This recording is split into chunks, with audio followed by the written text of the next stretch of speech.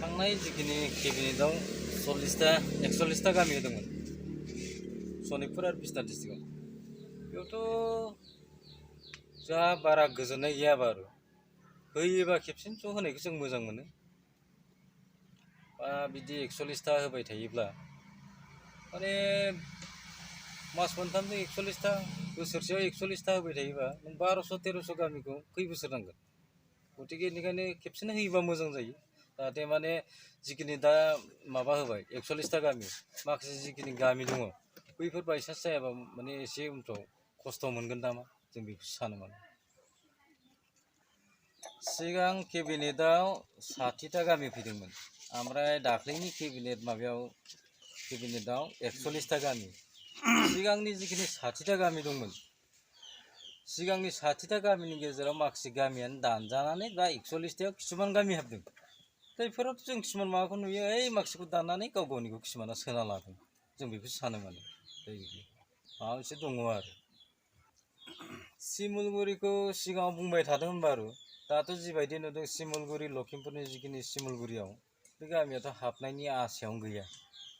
खुनु माबाया मेपिङावनो गैया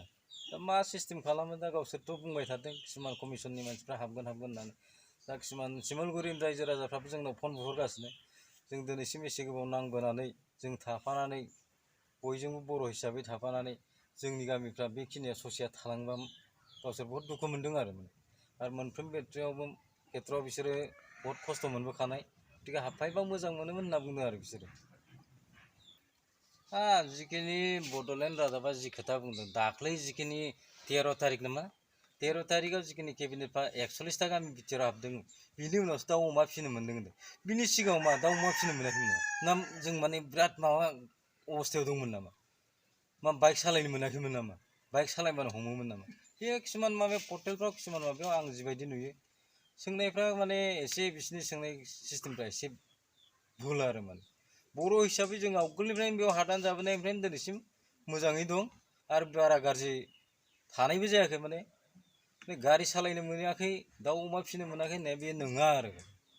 फिसिबोगासिनो दं थाबोगासिनो बयबो जाबोगासिनो रायजो राजाखौ सोरबा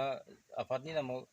बहुत संगठन बै समाव थानाय समाव हार हास्थिया सोर मोनाखै रायजो हिसाबै मोनदों होमबाबो दाउ अमा फिसिनो मोनाखै मा मोनाखै दासो गोजोननाय मोनदों बे खोथाया नंथारा आरो माने एक्स-एन-डि-पिआ दिनैसिम 34 इयार्स माने संग्राम खालामबोनानै दाख्लैनि जिखिनि 14 सेप्तेम्बर 35 जादों दा 35नि माबायाव आजि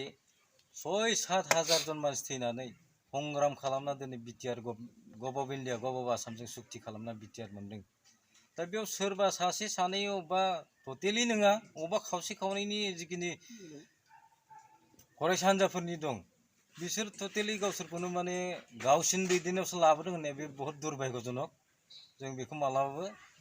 गयन' खालामा माने नाय जिखिनि जि संग्राम जेब्ला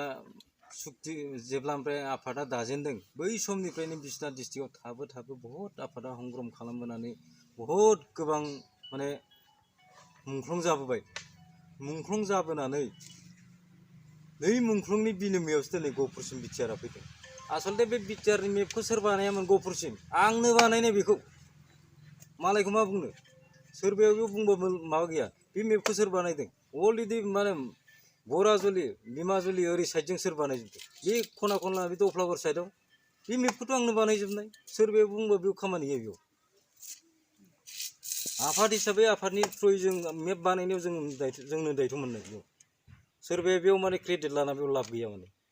मावदों आमुगा थादों होननानै बेयाव सोरनिबा सायाव सोनारबाय थाना बुंबाय थाना बेयाव लाब गैया दा बिनि बिखय जोङो बेखौनो बुंनो सानगोन जे माखासे जोंनियाव दाबो दङ केसाव थानाय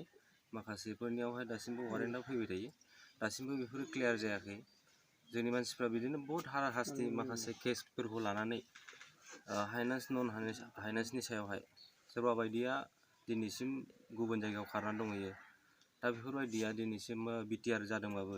सिमा बारायदोंबाबो गहपुर बिश्वनाथआ हाबदोंबाबो न'आव सान्थि बायदि थाफैनो हायाखै दासिमबो बिसोरो गुबुन जायगायाव थांना दंहैयो दा बेफोरनि सायाव केसनि सायावहाय माखासे केसफोरखौ नायनानै थाबैनो उइद्र' खालामो आरो थाबैनो बोखारना होयो जोङो